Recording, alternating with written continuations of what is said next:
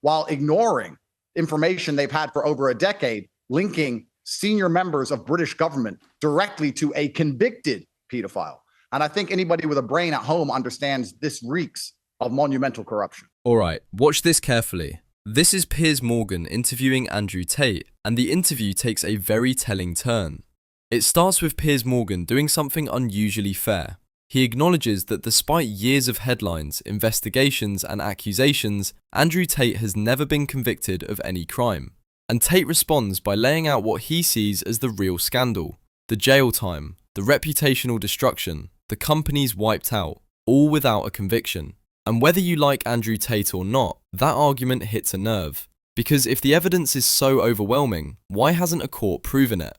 So it's an interesting point you raise. I'm not going to relitigate in this interview the outstanding criminal and civil actions that you're facing, other than to repeat what I always say when I interview you, which is, as we sit here, you've not been convicted of any crime. And I do think the process that you've gone through has seemed ridiculously long and doesn't serve anybody. So let's just put that to one side for the benefit of this debate. Because I do think you raise an interesting point about the experience you've had and the experience that we are seeing with people in the Epstein files. Yeah, it's not only ridiculously long, Piers, it's actually ridiculously harsh. My brother and I have gone to jail. We've been reputationally slandered. We had a company that turned over $150 million a year, which has been economically decimated. And we've been trialed by media endlessly while members of parliament stand up and say that we're the most dangerous people on the planet because we're committing sex crimes. When, of course, no court anywhere in all of the countries which I've been investigated under has managed to convict us of any crime. At the same time they are doing this, at the same time we have members of parliament standing up and saying my brother and I are dangerous. They are sitting on information, sitting on clear evidence of a link between members of the elite inside of Western governments and a convicted pedophile. And to me, it seems absolutely ridiculous that they're going to come along and accuse two young brothers, two guys from a council estate in Luton who have never been convicted, and say that we're the enemy and talk about us in question time while ignoring information they've had for over a decade linking senior members of British government directly to a convicted pedophile.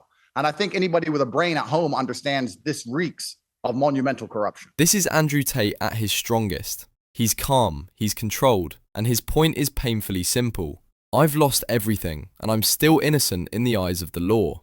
That resonates with a lot of people because it taps into something basic. Due process either matters or it doesn't.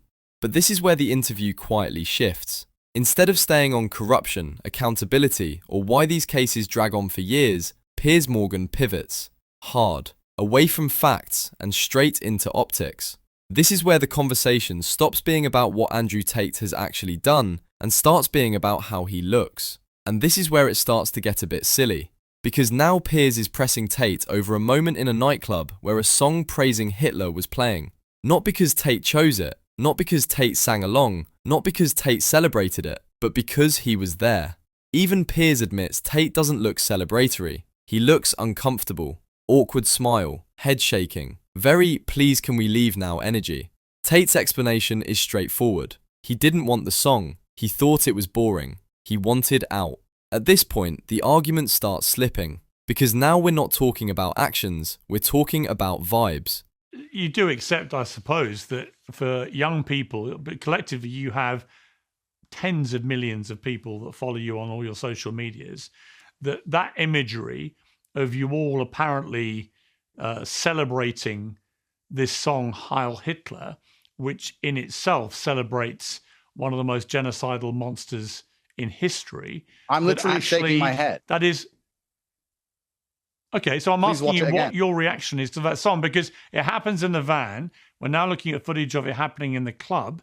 You can see the others dancing along to it. You, to be fair to you, do not look like you're quite as celebratory of it as they are, but you're laughing and shaking your head. So what are you actually thinking as Heil Hitler is being played in that nightclub and Fuentes and Sneaker and the others are celebrating? Yeah, I'm smiling and shaking my head because I believe it's deliberately provocative.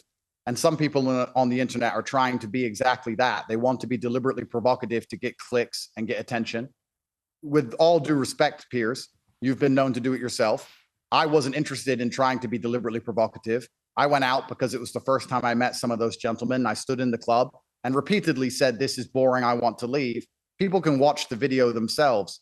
And I think it's far more interesting and far more concerning that members of our government, that our democratic institutions we're supposed to believe in, are corrupted to the core, and we're sending billions of dollars to convicted pedophiles. It's really amazing that me standing in a club playing a song or me doing absolutely nothing wrong is going to get endless media smear, me lose my companies, lose my banks, lose my passport, go to jail, locked in my house, try and take my children from me when I've never been convicted of any crime. And we're going to pretend I'm the boogeyman. Jess Phillips and Keir Starmer are going to sit here and mention that video along with other things and say, I'm the boogeyman and I'm dangerous, as opposed to discuss the fact that our entire democratic institution has been infiltrated by satanic pedophiles, Piers. And this is where Piers Morgan's line of questioning starts to feel like a reach. When someone has already lost their banks, companies, passports, and freedom without a conviction, turning a random nightclub clip into a moral indictment looks desperate. So here's the real question. Is Piers Morgan holding Andrew Tate to a fair standard, or is he scraping for anything that might stick? And at what point does obsessing over optics become a way to avoid talking about due process altogether? Pick a side in the comments. I'll see you in the next one.